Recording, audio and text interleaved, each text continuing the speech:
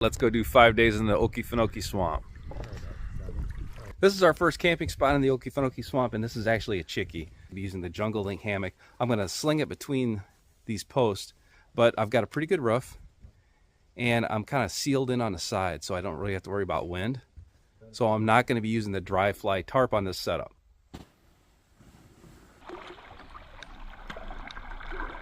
What I do when I'm out here on multiple day trips, because I've got usually a larger canoe barrel like I've got behind me or a big dry bag, I'll just stuff my entire hammock sleep system right into the bucket.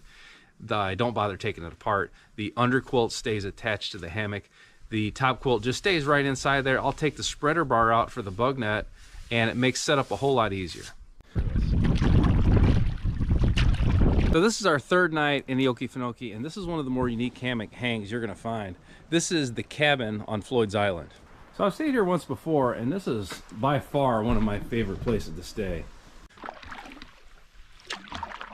So this is our last night in our Okefenokee Canoe Trip, and tonight is a ground site actually, which is kind of cool. So I've stayed on elevated chickees out of the swamp.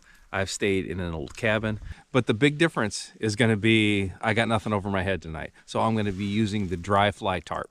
That's why I like the ENO JungleLink. I've had 4 nights here in the swamp and 3 completely different setups, so that is about the ultimate in versatility.